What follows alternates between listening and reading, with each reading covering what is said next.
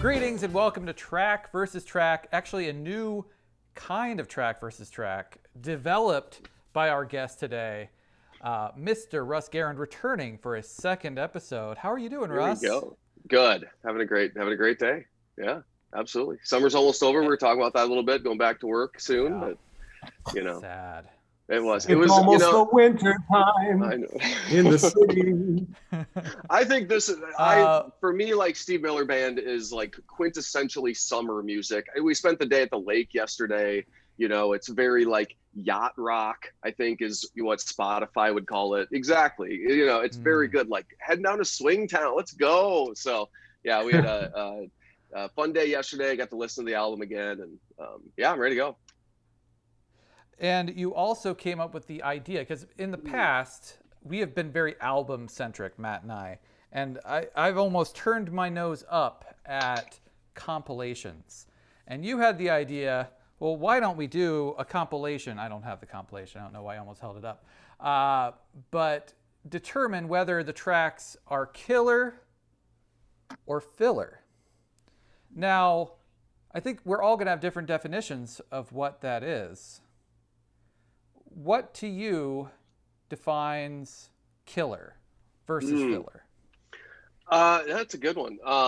So I think, the exercise that we challenged ourselves to do of turning this 14-track album into a 10-track album, I think is kind of what helped. I said we need to have at least 4 fillers, or else it could be very easy just to be like, I don't think there's any filler on this album. I wanted you to push yourself a little bit. Yeah.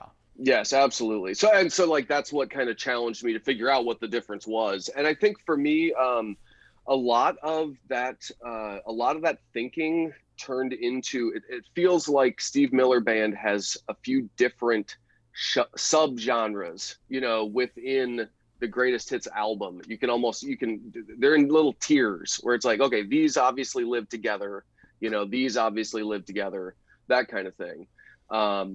And so for me, filler turned more into how do those like subgenres fit into telling the story of, that time period in the band's career, as opposed to just what are like the best tracks that they've ever produced.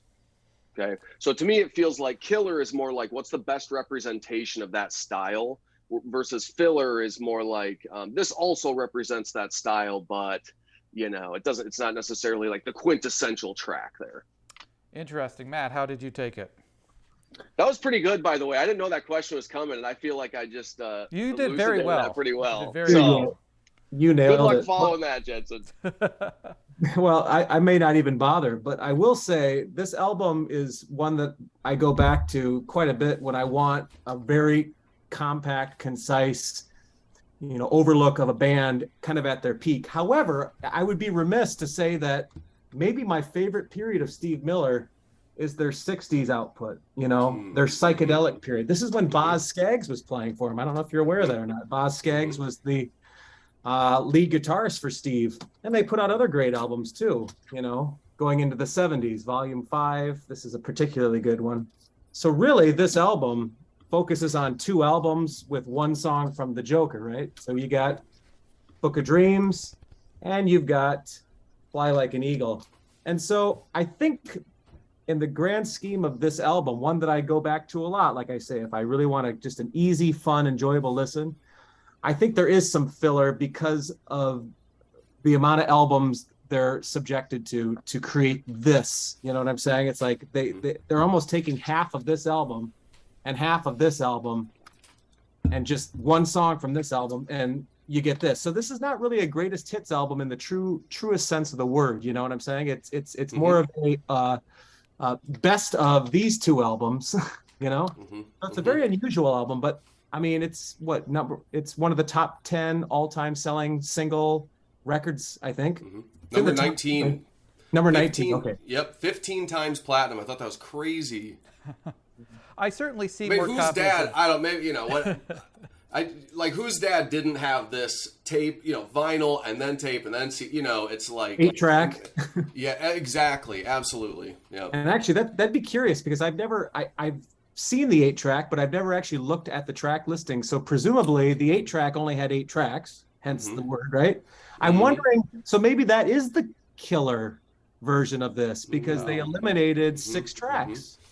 Okay, so I've got Wikipedia pulled up because the cassette version omits 4 of the above tracks. Wait, do you guys know this? Maybe we should look at it. I should hold off.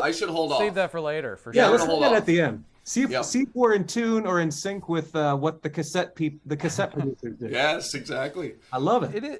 Okay. It is interesting. I come into this not as a Steve Miller fan, not as like I don't like Steve Miller. It's just like I'm not even a casual fan. I just did not know half these songs were Steve Miller band. And You're more of a Steve Coors or a Steve Budd fan, right? Yeah, exactly. Yeah, Steve Hams is my guy. I don't. That's a lame joke. That was terrible. Man. I'm sorry. You set that up. I think I knew one of these songs was for sure Steve Miller, and then I knew Abracadabra, which isn't on that record. So it is funny that it's greatest hits and then like a 3-year period or whatever it is. So Matt already talked about it. I was able to find these in the discount section of our record store. I'm probably going to return them. And then Russ, you said you have the Joker. I have the Joker, and I have a good story about the Joker as well. Yes, Go ahead. It. I'm just saying, combined, we have this record. But feels like, yes, exactly. Yeah, and it feels like all 3 of us, we have basically the discography. So the funny thing that I've read about this, now here's the thing: it may be a rumor or just kind of one of those exaggerated stories from musicians, kind of thing. But what I've heard is that the reason why he's got the masks on. Have you ever seen Steve Miller? Like, have you ever actually seen him like an old concert video, that kind of thing? Yes, he makes me look like a handsome man. He is not your exactly. He is not like a rock god. You're not supposed to agree with me on that. You're much more handsome, Matt. So that's the story. That's the story is that the reason why he's got these masks on in what I think is one of the most easily recognizable album covers out there. You may not even know it, but you've seen it somewhere when you come across it. You're like, I know that one. Is all because, he doesn't have the good looks of, I don't know who to throw out there, but yeah. Of Steve Perry. Or, However, on the following album, he goes all out. He puts his mug right on the front. It's kind of it's still obscured. Yeah. Well, he looks like a greasy haired rocker from the 70s, right? He doesn't look any different than. I mean, I can almost see Jimmy Page hidden under that giant head of hair. One of the thoughts I had about the album, just as I was listening to it, throughout the last couple of weeks, was that they're very Aerosmith-like in their range. I kind of felt like there were some ballads, a few like straightforward pop hits, then some straightforward rock, but then also some, like Matt, you brought up earlier, kind of their in the 60s, late 60s was kind of the psychedelic time when they were out in San Francisco. And so I feel like that shows up in a few of the tracks as well. It gets to what we were talking about earlier with, kind of the different styles of the tracks. But for some reason, I was like, this kind of reminds me of Aerosmith. It's like I slow danced to Aerosmith in middle school, but also, Dazed and Confused starts out with Aerosmith, the movie. So it's like a bunch of range as well. So I just said how I wasn't a fan of Steve Miller and I didn't know that half these songs were Steve Miller. That's because I still can't pin down what the heck this band is. It is all over the place in this record. And so where I came to with it, with my killer versus filler, is if I was a casual Steve Miller fan and I picked up a greatest hits album specifically from this era, obviously, if I knew the song, it had to automatically be killer because I would be disappointed if it wasn't on a greatest hits album. And they're using the term hit, which means to me it had to have had radio play or have been popular. You don't believe that, Matt? Well, because some of these songs weren't singles, nor do I Well- think even some of these songs were even played on the FM radio stations, which is, it's almost like they took the singles and then they closed their eyes on these two albums and just pointed. I mean, we got to feel get like it's a 14 lot of- tracks on this Yeah. LP. My goodness, we've got 6 singles. We need to fill it up with 8 more. So I felt like there were a lot of A-Bs. I felt like there were a lot of A-side, B-sides, where it was like, this is the one that Rosdale would recognize from the radio, and here's the one that sounds a lot like it. And you know you've heard it before, but you know, is it Jungle Love or is it Rockin' Me? You know, there's a lot of overlap in a few of them. So maybe my main thing is they shouldn't be calling it greatest hits. They should be calling it best of from this year or whatever. Okay, sure. That's where I get very pedantic. Or when that something calls it the essential. It better be the only thing I ever need. This says greatest hit, so I don't think I'm going to come to say that they named it properly either way. But let us get started. We decided we had to have at least 4 filler tracks to cut it down to 10. The perfect album length to me is probably 12. I don't know. This is a conversation for another, but that's no fun to just pick 2. 10 is perfect for our purposes, I found. 10 is a great track listing, so we went with 10. Track number 1 is a song, again, I did not know it was the Steve Miller Band, but as soon as I heard Swingtown, I was like, oh, this is a song I've heard. But I didn't remember the Swingtown part of it. I remember the whoa, almost like a Tarzan boy. Yeah.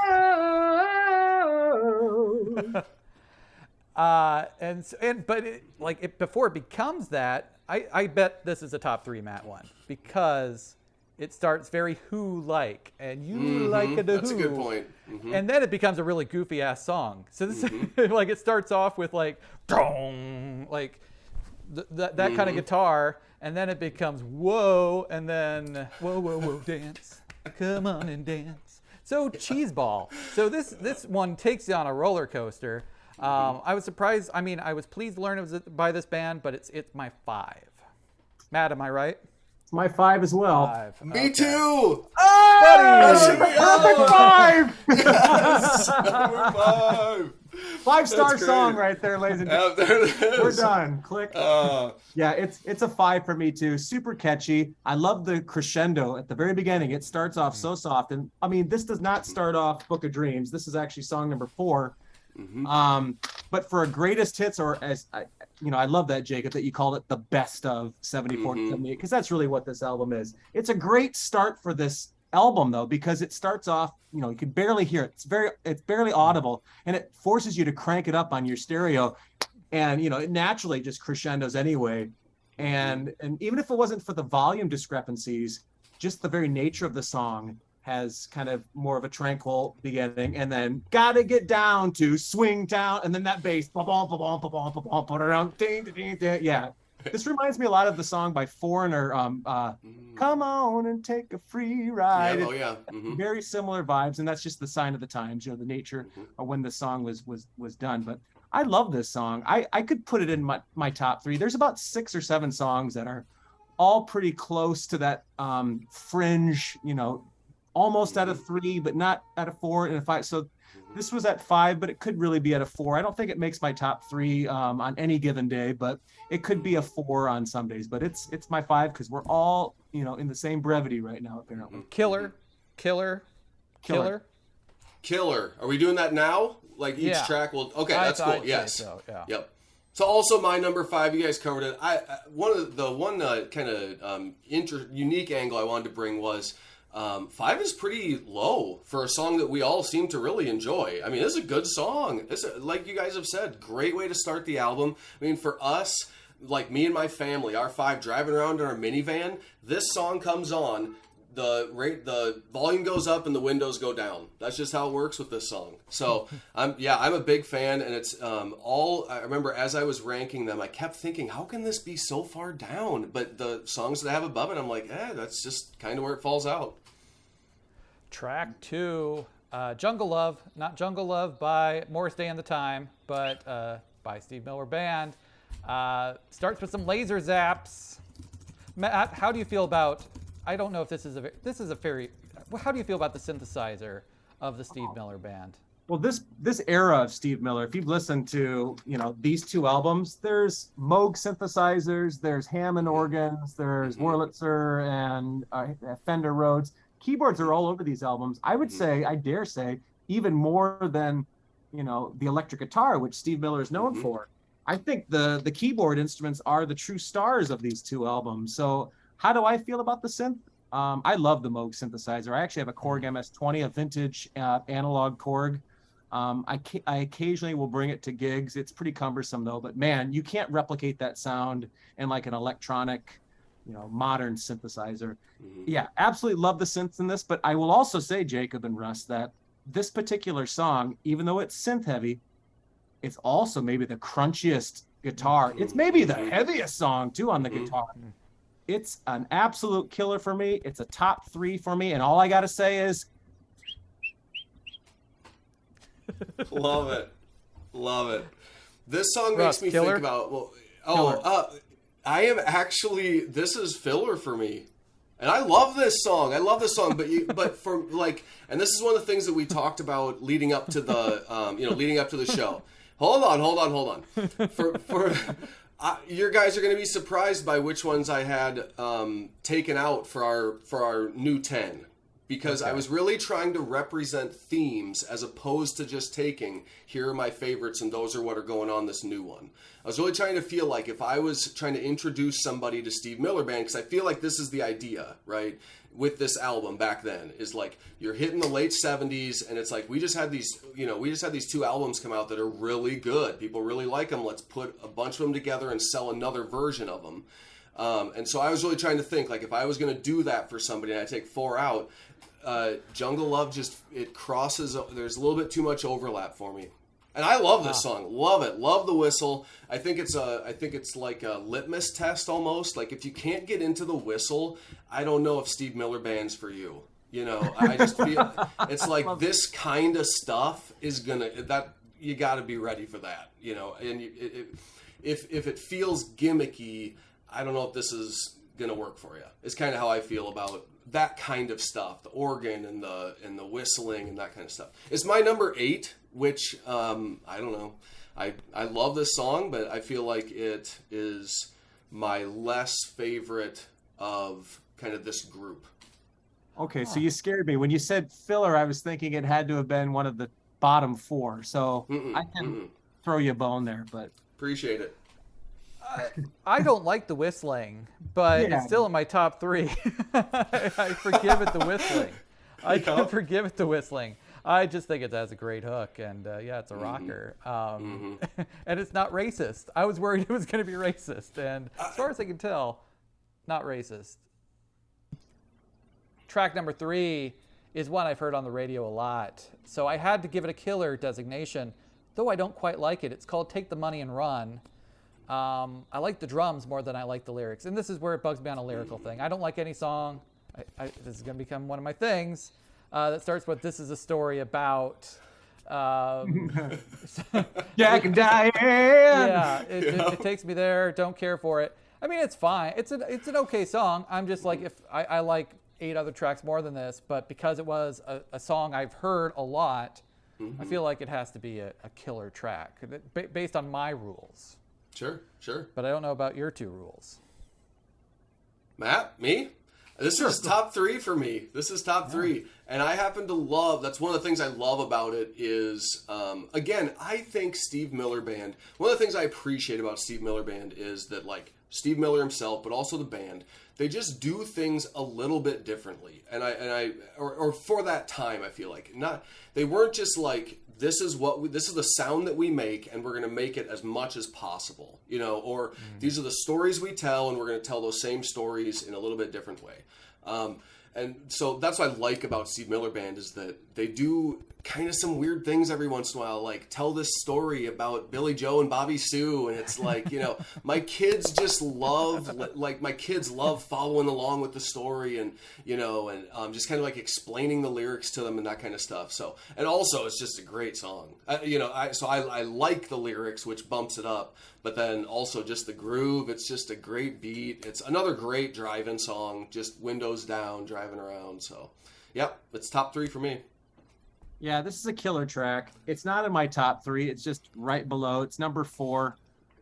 Love the story. It's a Frank and Jesse James, or who are the two in Natural Born Killers? Woody Harrelson and Mickey and Nikki, is that right? Yeah, a couple that's out to rob a bank, and then the sheriff now gets involved. And what's the sheriff's name in the song? I forget his name. Bobby Mack.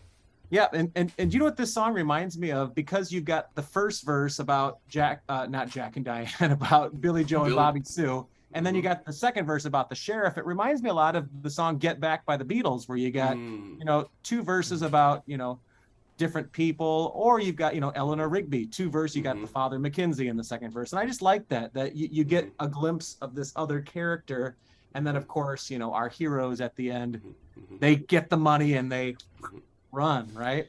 And it's a full story. It's a full story. It's not just a random name of a person that we're singing about. We're getting a whole narrative. Yep. Yep. Exactly. Lord. Track 4 is one I've heard at many high school, middle school dances. For that, I can't forgive it. It's "Rockin' Me." I've heard this song way too damn much, and I think there's another song that kind of makes this one redundant in this album. But because I'm dying, I'm making this a reluctant killer based on my rules. I don't like this song. I never need to hear this song again in my life. I get that it was probably at one point a good song. It is not. So maybe Matt's pointing at me because it's a song about rock and roll. I don't think it's quite that. It's on the verge of that, though. So still my number 12. Ooh. However, this is number 12. Is that what you said? It's my bottom song. No, Jacob, wait. There's 14. It's near the bottom, but I still have to call it killer. Okay. Doesn't this song remind you, though, Jacob? Because you hate the song "The Heart of Rock and Roll" by Huey Lewis and the News. And this song says, "I've been to Phoenix, Arizona, all the way to Tacoma." Oh yeah, that is one of my rules. Atlanta, LA, and you didn't like "The Heart of Rock and Roll" because he's naming off cities. Yeah. I guess that is it. I thought because he was asking someone to rock him, it sidestepped the rule about being about rock and roll. But you're right. I also don't like songs where people are listing off names of cities. Yeah. So your least favorite song. It's not my bottom because there's 14, but it is darn near my bottom. But I still have to call it killer, because if I bought this album and I expected to see Steve Miller's greatest hits on there, it'd have to be on there. So, but I assume you guys were more generous than me. I'm a curmudgeon at times. Yeah, this is a killer song for me. Yeah, and I knew, Jacob, that you would hate this, because I remember when we did with AJ, when we did sports, you put "Heart of Rock and Roll" as dead freaking last. So I couldn't believe that. I hate this one, but no, being that it's 12 out of 14, I'm surprised. Good for you. There's some growth there. I showed some restraint. So for me, I've got this as a killer, a definite killer song. I've got it number 6, and do what the song reminds me of. Are you guys 6 buddies? That opening riff, damn. Reminds me of the song by Free, "All Right Now, Baby." It's like almost the same riff as "All Right Now" by Free, which of course was Paul Rogers' band before Bad Company, which I love. I prefer that song over this song. And also I get "Take the Money and Run" vibes from this song too. And of course they're on the same album. They're both on Fly Like an Eagle, I believe, right? Yep. Yeah. And so it's the same production, probably recorded within, weeks of each other, probably written around the same time. So of course there's that similarity there. I like it a lot, though. I think it's never one that I've ever heard on classic rock radio and I was like, skip it now. You brought up Aerosmith earlier. If I hear "Dream On," it's an instant skip. I moved to the next station. I was like, I've heard that song so many times, but for whatever reason, "Rockin' Me," "Take the Money and Run," I've heard them thousands of times, and I still think they're great. So this is number 6 for me. It's a killer. What about you, Russ? Yeah. Love it, Matt. I'm also 6 for me. I think I think you're very generous to this song, which is great. I think this is a great song. I really felt what you were saying about if it was on the radio, and I think one of the reasons why Steve Miller Band lives in that space where people aren't going to skip it. They're short, they're quick, they get to the point. They've got a riff, they've got a groove. We're going to play that out for a little bit, tell you a story, boom, that's it. We're moving on from it. And so I think they're really good at that. I like first-person story, you know, little catchy, memorable city shout-outs. I thought that's kind of fun, you know. You're like, I like stuff that's easy to sing along to, you know, in the car while that's when I'm listening to this, when I'm riding my bike, when I'm driving the car. And I like stuff that's easy to sing along to. So, yeah, absolutely. And this one was on my filler list until a couple hours ago. I went back through one last time. Just simply because I feel like the first songs on the album they're thematically together for me. That's kind of the pop love stories, straight ahead pop kind of thing. And so I felt like of those 4, I was only going to keep 2, Swing Town and Take the Money and Run, but I decided at the end to keep Rockin' Me as well. Yeah, these first 4 songs to me, I mean, these first 4 songs that we've discussed are all staples of any classic rock radio station. And honestly, that's a murderer's row of hooky. I mean, I used this analogy in the last video, but I just love it so much. And I didn't come up with it, but I heard it from watching another YouTuber. Those 4 songs have more hooks than a fisherman's cap. I mean, there's just hooks to spare, man.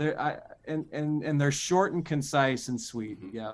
So I've not designated any song with the filler category yet. So will that change with track 5, which is Serenade? No, this is a killer for me too. So this is one that I'm a little less familiar with. Obviously, I didn't know this. This CD right here, I think this is my original CD. This may be a replacement because I did a big CD purge about 15 years ago, but I ended up buying a lot of them back. But I got this CD sometime in the late 90s. We had a local independent CD store. This is before the vinyl revival. It was called City Sound, and they had new CDs, but what they really had a ton of was used CDs, and they would all have like a green sticker that, you know, the clerk had put, you know, with the sticker gun, and they were all like $5.98. And I've since replaced a lot of the jewel cases because I tried peeling them off, you know, years later, and it got all gunky. But got this for $5.98, and I remember putting it in because a buddy of mine had it as well. I think he probably got his from some music club like Columbia House or something like that. Putting in, and I remember getting to Serenade and not really liking it because I just didn't know it. And so it was like a skip for me for years. As a matter of fact, a bunch of the songs coming up were skips for me. And I didn't just kind of like rediscover them until, I don't know, 10 years ago. And this song initially kind of bothered me because of all of the, as Jacob would call it, vocal gymnastics. This song has all of these, and actually the technical term would be melismas. You know, wake up, duh. You know, he's moving all around and he's doing it in octaves. And for whatever reason, that just irritated me. However, this song is really funky. It's very like pre-disco-y. It kind of sounds like Miss You in some respect. Jacob and I just did Some Girls a week ago. And so it gives me those Miss You vibes. Even though that octaving is going on throughout and there's not any like full rich harmonies, this song is definitely a grower for me. It's a killer, and I actually have it at number 8. But once again, you know, what a testament to how strong this best of album is. I didn't know this song. I love this song. On a first listen, I really dug it. I typically don't like the, like you said, vocal gymnastics, but I don't think this is like him like showing off. It's more just like, it's a harmonizing thing almost, I think, or his voice is doubled. Has this weird dark, like foreboding tone to it. It's cosmic without actual. I mean, there are some space words, but it's not as cheeseball as a later track. Top 3 for me. Even though I wouldn't know this picking up, I'd be glad to have it on the album. I wouldn't be like kick it to the curb. So it is killer for me, Mr. Goerend. Love it, by the way. Love this song. The this group for me is I'm referring to as less pop, more rock. So that's kind of where I feel like they're trying to transition the album at this point and tell that part of the Steve Miller Band story. So I love this song. I'll try not to repeat this part too much. It's a greatest hits album. So the fact that I have it ranked number 11 shouldn't be, it's killer for me. You know, it would obviously make the transition over to my, you know, my new 10 greatest hits, so to speak.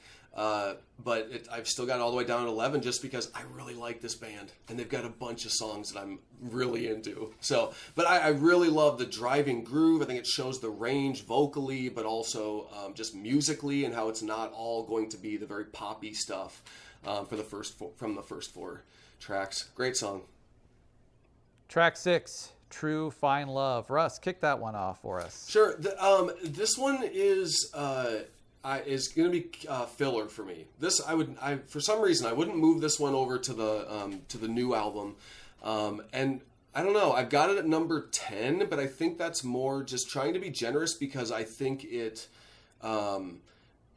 puts on a different, I don't know, like a different flavor for the band. There aren't really any other songs that are similar to this one. It's got kind of that like doom doo doom doom doo doom doo doom, you know, that kind of thing going on, which is okay. I don't know that I would find myself seeking out this track. You know, I wouldn't be like, I want to go listen to True Fine Love. It did remind me of that Eddie Vedder song that came out like when we were in high school. He covered, I forget who. But, Last Kiss. Last Kiss, thank you. Yeah, it kind of reminded me of that while I was listening to it. So I've got it at number 10, but now that we're here, like I definitely would listen to Serenade before this one. So I mean, I don't know if I can re-rank on the fly or not, but call an whatever. audible. Yeah, yes, exactly. So this is number 11, I guess, and Serenade's going to be 10 for me. Initially, this was filler for me, and I didn't like it at first listen. And then it would be the earworm that would get in my head, that little chug-a-chug that you just did, Russ. And I, come on and get your rocks off. I'm going to knock your socks off. And then at the very end, he flips it, like as it's fading out. Come on, get your socks off. I'm going to get your rocks off. It's catchy. It's treacly as heck. It's my number 7. But I decided because I counted my fillers and I had like one I could switch back to a killer, I decided to throw it a killer. So, Matt, are you going to be a butcher? Now, before Russ did the audible there, he and I were both at 10. I have it at my number 10. Yeah, it's a filler for me, for sure.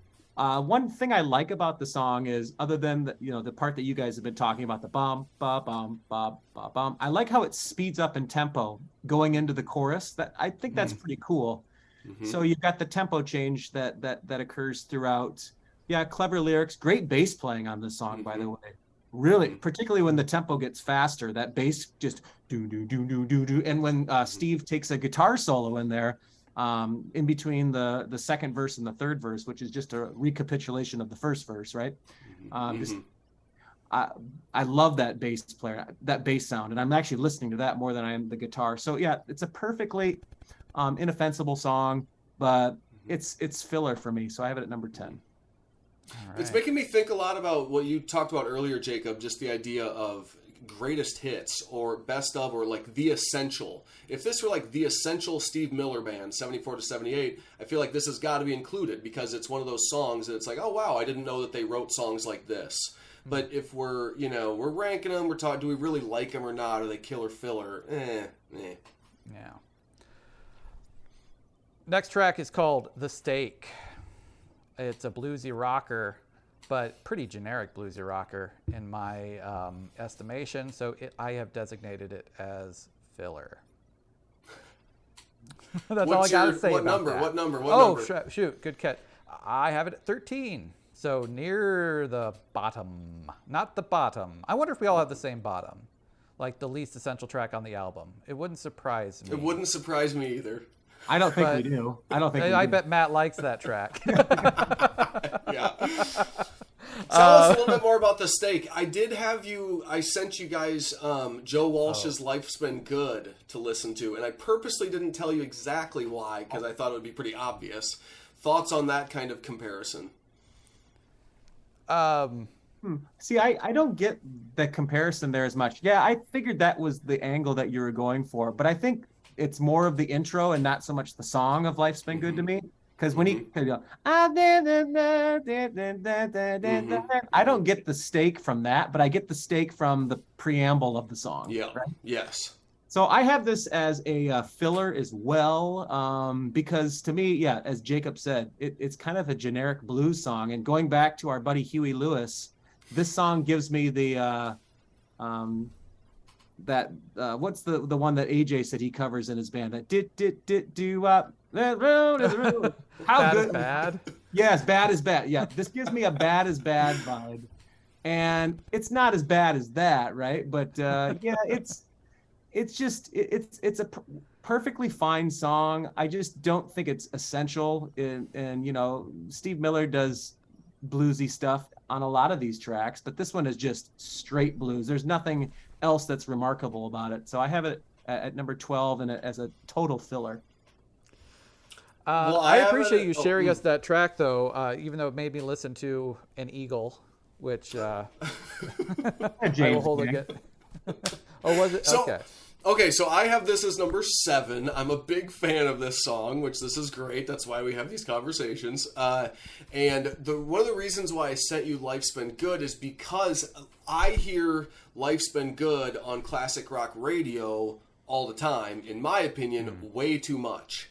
I would much prefer a song like The Steak if I'm going to hear kind of that groove, that type of thing. I think Joe Walsh, I agree with you, Matt. I think Joe Walsh's voice, the singing on Life's Been Good, not a fan. I like The Steak. I think it's a good song. I've got it number 7, and I'm keeping it. I think it's killer. It's a killer track. All right. You know what else I find kind of interesting? I hate it when bands name the song after just like an inconsequential lyric. Okay, like he says The Steak at one point, right? I think towards the end of the first verse, he does, but it's like, this song doesn't give me the vibes of The Steak, because the chorus, and I can't recall what those lyrics are right now, but there's something repetitive to this song that he keeps saying. That should be the name of the song. That should be the name of the song and not The Steak. I always find that irritating, because then when you see it on the back of an album like The Steak, what the hell is that song? Oh, that's the song that I thought was called this, because he says that 1,000 times, because the chorus is built from that phrase, whatever. Nobody loves you like the way that I do. I just looked it up. That's nobody loves you like the way I do, which I thought was the name of the song, and it should have really, honestly, should have been. I definitely, when we first decided to do this album, and I just like pulled it up on Spotify, I was like, The Steak? What is that? What is that song? You know, and then I listened to it, I'm like, yeah, this is a good one. So. And I don't like harmonicas all that much, and this has a harmonica in it, right? Is anyone keeping a list of the disqualifiers Things we don't for songs? No city names or everything harmonicas, AJ loves in a song, I hate. And so that's why we're never reviewing The Return of Bruno like he wants to, Bruce Willis's harmonica record, because he doesn't like harmonica. And okay. All right, I'm sure everyone knows the next song watching this. It's called The Joker. And it's a very hard song to be objective on. That's a good way to put it. That's a good way to put it. I wish, that guy, that son of a gun. Man, I wish I could hear this song for the first time again. And I wish I could. But in what context would a current, 40-year-old hear this song for the first time and feel it the way they did in 1976 or whatever? Do you get what I'm saying, though? I get it. I don't think hearing this for the first time in 2020 is going to do anything for you, Right, and I think that brings up a valid point too, Russ, because when we do these exercises, sometimes I think about, am I saying I'm ranking this song because it's a good song, or because it's a song that I'm not burnt out on, or am I ranking this song low because it's a bad song, or it's just a song I'm really sick of hearing? So it's hard to separate that, like Stairway to Heaven, for example. If we were to do Led Zeppelin 4, I have to think about where would I play, and Jacob and I are planning on doing Zeppelin at some point. It's like, where would I put that song? Because God, I don't ever need to hear that song again, right? It's a fantastic song. Like there's no denying that. So this song is, for this album, to me is kind of where I'm kind of fighting that quandary. Is it that I don't totally understand? Yep. am I burnt out on it, or am I judging it based on its own merit? So for me, and I apologize if I jumped any of you guys here. Nope. For me, I was pretty generous with the Joker, and I put it at number 7, and I have it as a killer, and all I gotta say is I'm a joker, I'm a smoker, I'm a midnight toker, and some people call me Maurice, and there's one other part in that song Gangster too. of Love, you missed. Gangster, And the Space Cowboy. And the Space Cowboy, yep. Mm-hmm. I like songs that have nicknames in it. Mm-hmm. Mm-hmm. Jacob, why don't you go? It feels like this is going in a direction where I should go last. No, it's fine. I just remember, and like hearing this for the first time, I wasn't thinking about being a 40-year-old hearing it for the first time. I was thinking about being like a 12-year or 13-year-old or however old I was, and thinking it was awesome the first time I heard it, and funny. Now I have to give it killer, because if I bought a Steve Miller Greatest Hits album and it wasn't on there, I'd be like, what the hell? But I would never buy an album because it has this song on it today, because just watching any random like TV show, it'll pop up or something, it's just in the air still, like however many years later. But I have it lower. I have it as 8, mainly because I don't like the the guitar does, the little joke it does, like the I think it's a guitar or a vocoder or something weird. But that's where I'm at. Did it make your top 3, Russ? Is that where you're? Oh, absolutely. Come on. Get out of here. This is the track. This is why we're here. Yeah, this is Steve Miller Band. This is Steve. To me, this song is the bridge between the San Francisco 60s psychedelic Steve Miller Band and the classic rock staple Steve Miller Band of the 70s. This is the song that transitioned from one to the other. This is why Steve Miller Band, this is why we have any of these albums. This is why Steve Miller Band has multiple greatest hits. I'm not saying this song is the only reason, but this tune is why it's, 15 times platinum. This is where it's at. This is Steve Miller.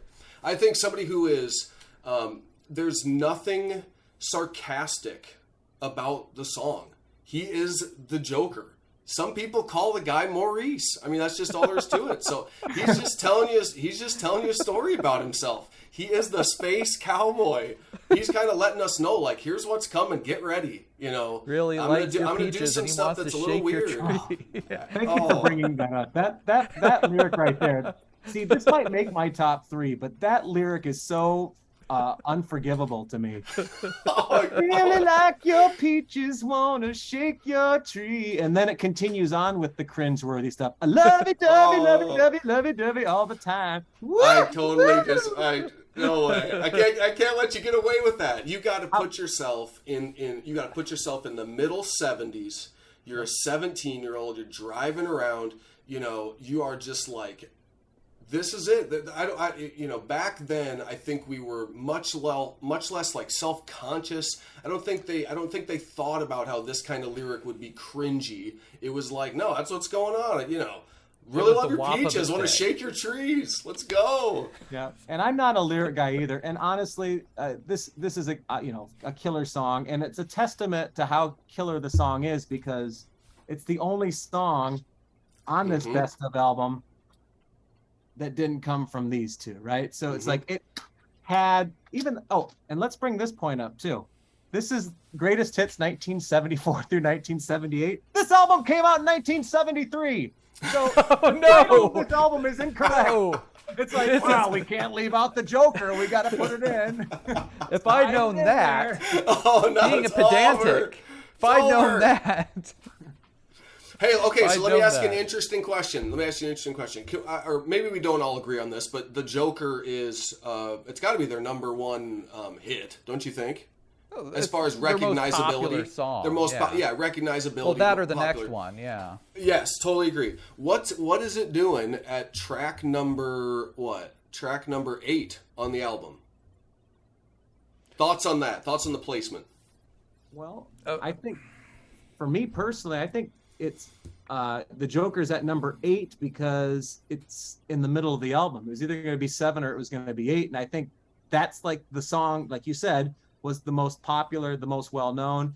and it gives people to listen that far, that deep into the album, and then hopefully you've got their attention, and then they'll continue to listen. I think it was kind of genius, actually, where it was placed. It's kind of like if you go to a fancy restaurant and you have a 5-course meal, you're getting the main course as the third, the third thing or the fourth thing.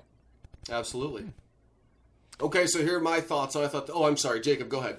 No, keep going. I was going to go to the next song. So okay. Well, so here's what about the Joker. Yeah, so here's what I thought was interesting, as if there's any more to be said about this song. So here's what I thought was interesting about that is Joker is the first track on side B of the Greatest Hits album. It is also the first track on side B of the Joker, the album. So I think they're probably trying to do something similar both times, I feel like, where it's like, hey, you buy this, we're going to listen to it. You got to listen to it to get to it. Exactly. You got to earn it a little bit. Or you could just put on the second side first. But sure. Yeah. Okay. All right. Yeah. Whatever. No. Not too. Nobody would think about that. All right. I mentioned it already. Like, if the Joker isn't their biggest hit, it's probably the next one. It's Fly Like an Eagle, which, man, it's so hard to separate yourself from this, especially people our specific age, because my first exposure to the song was not through the Steve Miller Band. It's from whoever did it for Space Jam. Lenny Kravitz. Yep. Lenny Kravitz. Okay. I thought it was a Seal. No, that's I Believe I Can Fly. No, that was R. Kelly. I think Seal did the cover of Fly Like an Eagle off the Space Jam soundtrack. Oh, yeah. I think you're right. What did Lenny Kravitz do? He did. He covered something. American Woman for. That's what it was. He covered soundtrack. The Who. No, Yeah. I know why you're thinking of Lenny Kravitz, because he did the song "I Want to Get Away, I Want to Fly Away." Yep. Fly Like an Eagle. Yep. They both have "fly" in the title. Yeah. I might, because of when I heard it and vocals, I may prefer the Seal version. Blasphemy! I like Seal. I like Crazy. Crazy is a damn good song. The production on this is I don't know, if dated's the right word. It is just it's a killer. It has to be a killer. I have it higher than the Joker. I have it at number 6. I think the production is Steve Miller Band. It's very recognizable as that. It's all the little bips and boops and little spacey kind of stuff going on. So for me, like I heard Steve Miller Band growing up in the garage. This is the kind of stuff my dad listened to all the time. Especially for me, it was the Blue album. So it was the Blue CD, right? Jensen, if you could hold it up for a moment there, thank you, sir. Exactly, right. So, or the white one for me, for you guys was likely Beatles. For me, the white one was Rumors. It was depending on like which CD or album my dad was playing. And so I was really big on the Joker, those first few real bouncy radio pop kind of hits, that kind of thing. And for me, Fly Like an Eagle really kind of took it. We're going in a different direction now on this like greatest hits thing. What's going on? Is this the same band kind of thing?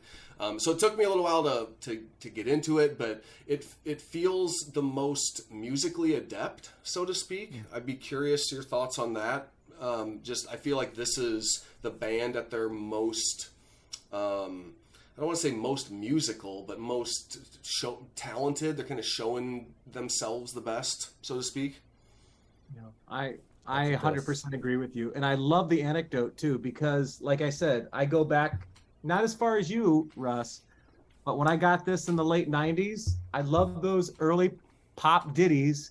And then this song, for whatever reason, was kind of a drag to me. It was slow, it was ominous, it was mysterious, but that was really before I sunk my teeth into psychedelic music. Okay, so that song is really a tip of the cap to the stuff that came before it, like Children of the Future and Living in the USA, Quicksilver Girl, some of those late 60s Woodstock era songs.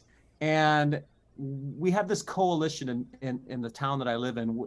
I mean, we call it an all-star band, but really none of us are good enough to call ourselves all-stars. But it's some people from different bands. We get together. We used to get together every Sunday, but now it's more sporadic. And this is a song that we jam on quite a bit. and I take care of the key parts. And man, it's so fun and it's so open. And I mean, even the production on this, it's the panning effect that you get from the synthesizers and the organ, that great Hammond B3 organ. It pulls on my heartstrings. I love the harmonies, do do do do do do do do do, and that effect on his voice too. I think Steve Miller's voice can sometimes sound a bit country-ish, and as Jacob knows, a lot of twang starts to get to me. But this song, he sounds like just a hip dude, like he could be a member of the Jefferson Airplane or something. Time keeps on slipping, slipping into the future. Yeah, this is a absolute drop dead killer song for me. Definite top 3. I forgot to say my number. I've got it at 4. Okay. All right. I have it at the lowest at 6. So coming up is the track I think is the most filler, but I suspect Matt likes it because it is funky. It's called Threshold. It's a short instrumental synthesizer track. Probably fine. Fine as an album track. Not for a greatest hits album. That's why I label it filler. It's my 14 too, because there wasn't anything for me to get my hooks into. Russ, do you agree? 14? It is also 14 for me. However, I have a pre-defense built for it. Simply because, I kind of figured, it's low-hanging fruit to me. This is, if we're doing, when we're saying we need to cut some tracks, obviously this one's getting cut. Okay.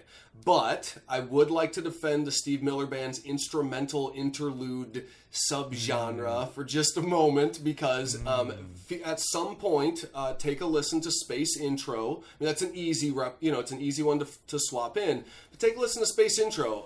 It's from Fly Like an Eagle. It, I think, provides a lot of context for the transition from the Joker, the album, to Fly Like an Eagle, the album.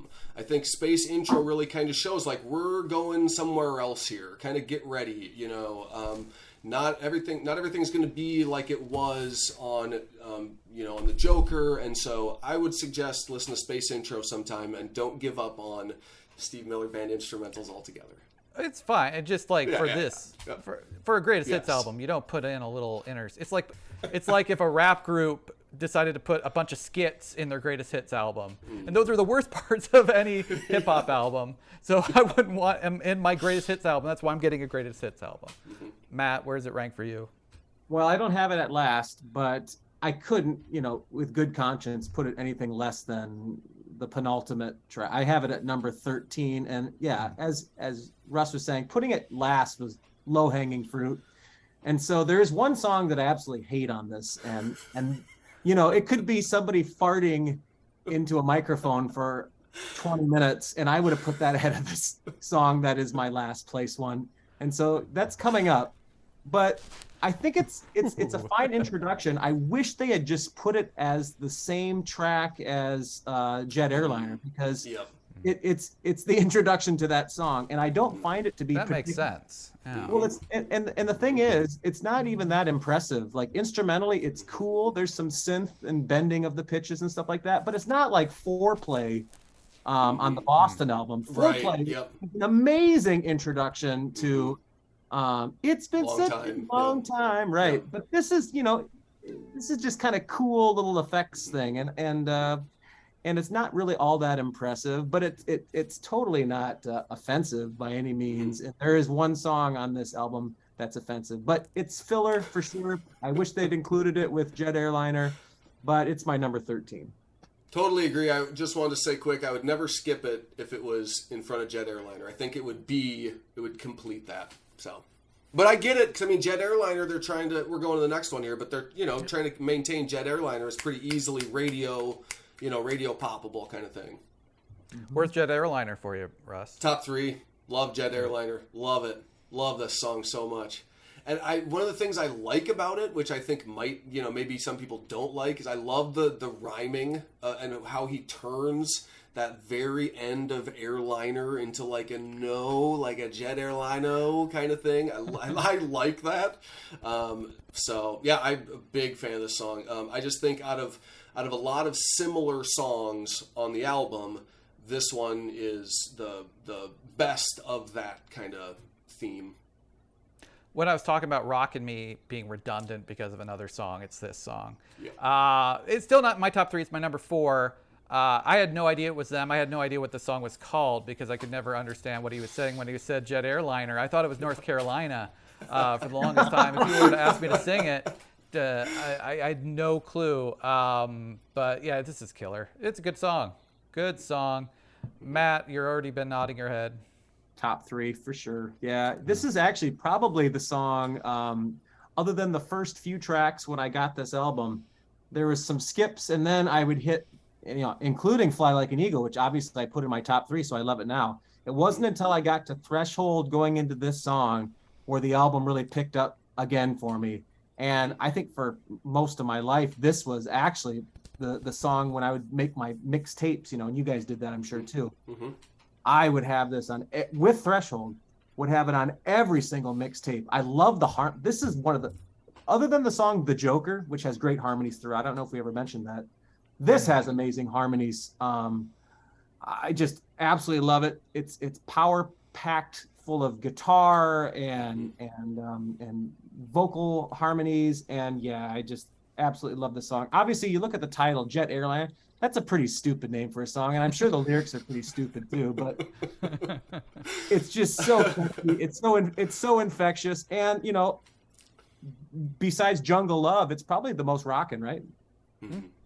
We're going through a full relationship with Steve Miller Band over the episode. The lyrics started out cute and enjoyable, and now they're annoying and stupid.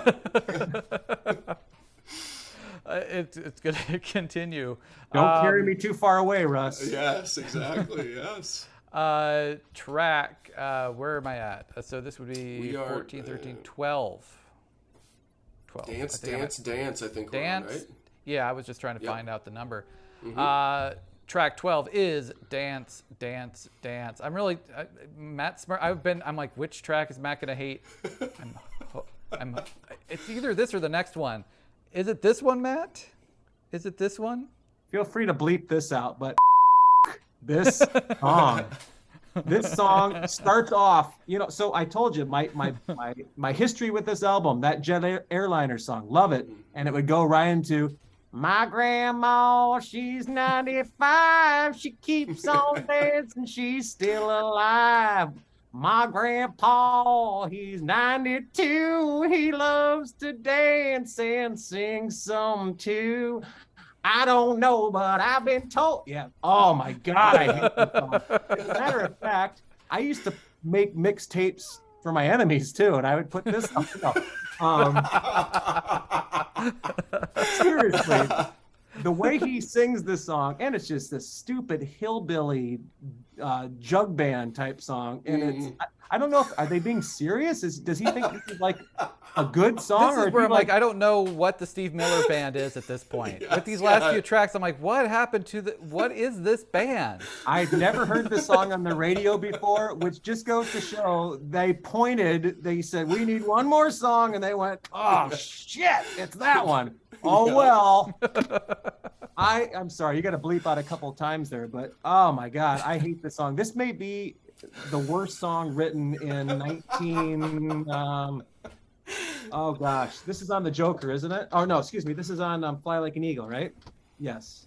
This must be the worst song written in 1974. 76. This is the worst song written in You know what? I'm going to say this is the worst song written in the whole decade of the 70s.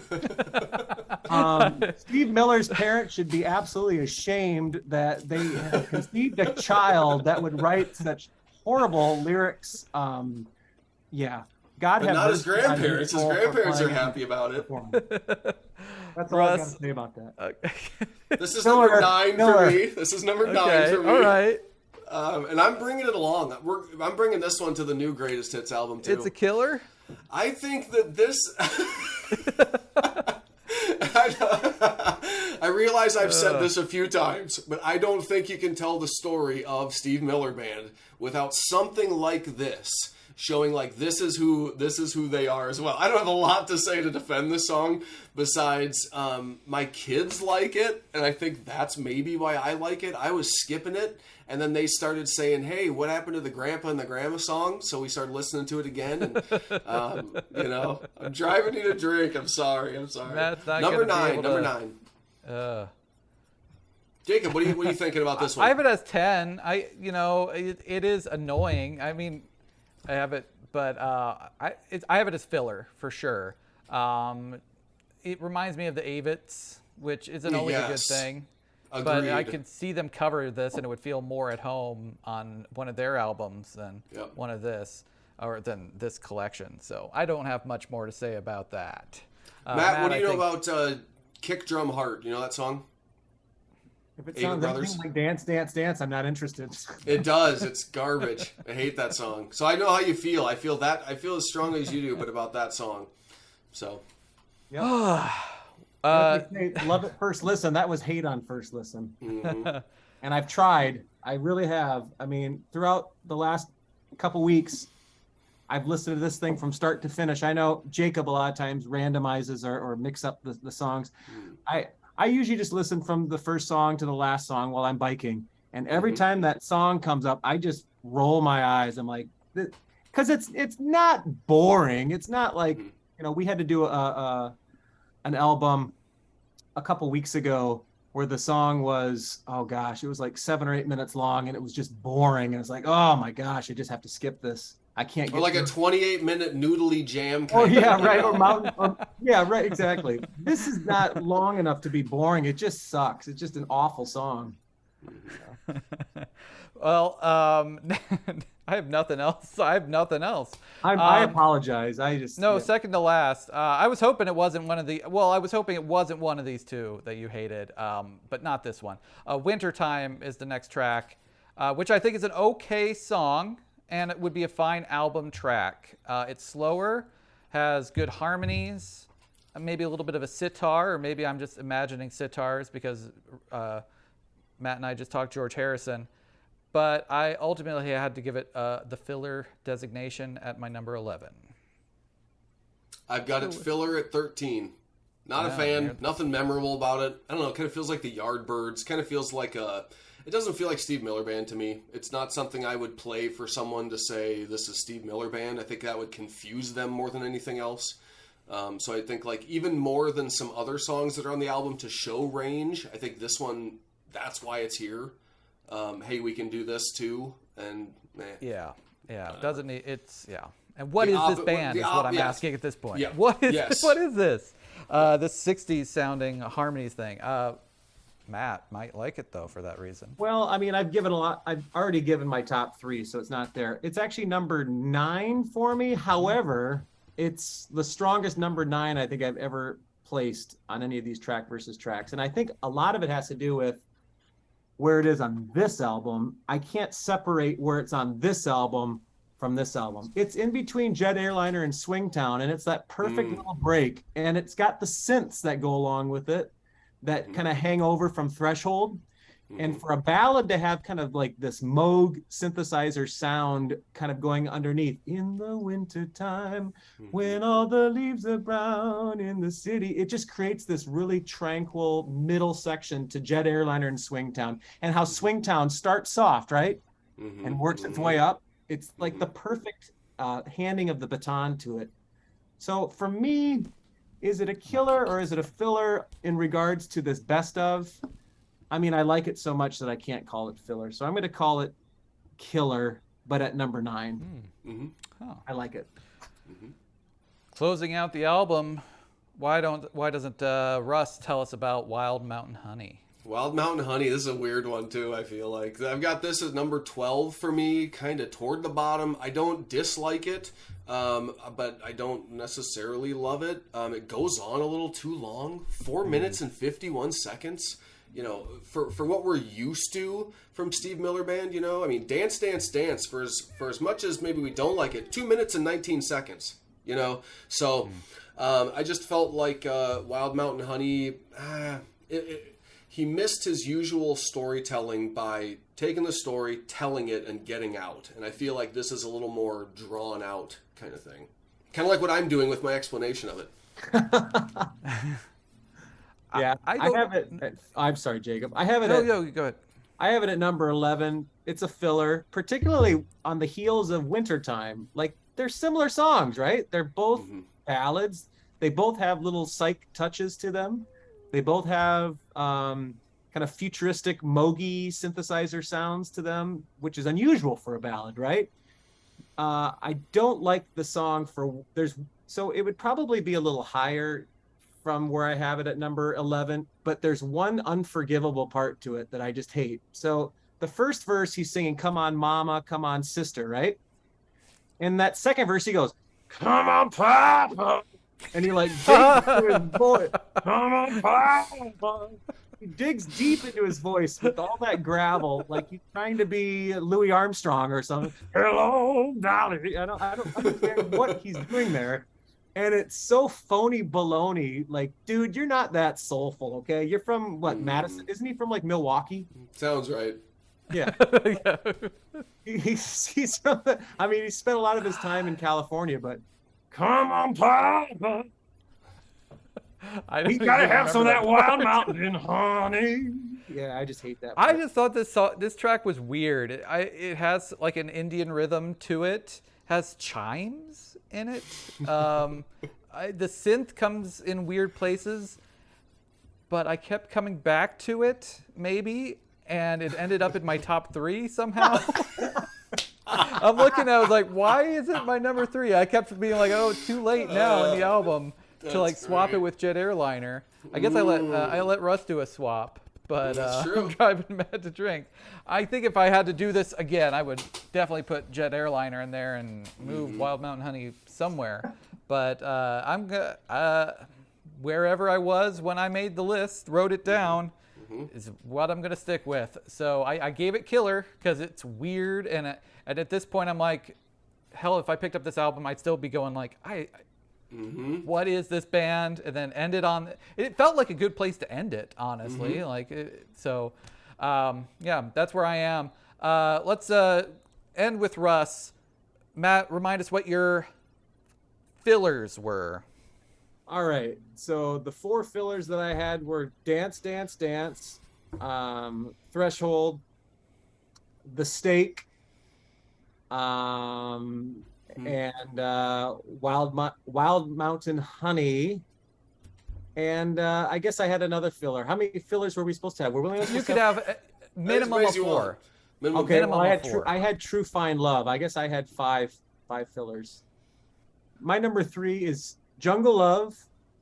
My number 2 was Jet Airliner, and my number 1 is Fly Like an Eagle.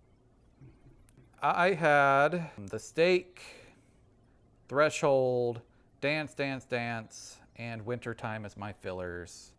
And my top 3 were Wild Mountain Honey, Jungle. You don't feel very confident in saying that. I don't feel very good about it. Jungle Love, I like that one, and Threshold, or not Threshold. Sarah, damn it. My number 3. Wild Mountain Honey, Threshold, and Dance, Dance, Dance. Your top 3. Wild Mountain Honey, Jungle Love, which I do like, and Serenade, which maybe it's because it's so new. It's new to me that it had to be my top 3, not my number 1. Russ, filler and your top 3. My filler, again, keep in mind, I'm trying to fill up a new album, and these are the ones that are getting left off. So new album of 10 to represent Steve Miller Band. So I'm cutting similar ones. I'm cutting Threshold. I'm cutting Wintertime. I prefer Wild Mountain Honey to Wintertime. I like Wild Mountain Honey as a last track on the album, as a way to just kind of let you out of it. And True Fine Love, and then I'm cutting Jungle Love as well. So those are my cuts. I know. The way I thought about it is there are really 5 that fit in that pop category. Swingtown, Jungle Love, Take the Money and Run, Rockin' Me, and Jet Airliner. And I feel like 5 is too many on a 10-track album to represent that part of who the band is. So for me, Jungle Love, gets the axe. Top 3. Number 3, I have Take the Money and Run. Love the story in that one. Number 2, Jet Airliner. And number 1, the reason we're all here, the Joker. Russ, thank you for coming up with this concept. I think there are more compilations we can tackle. Don't touch him like that. I didn't like that. Stop it. Please come again, either for a compilation or for a regular ranking. We'll find something good to talk about. Always have a great time with you guys. Appreciate it. Good to see you. Well, thank you.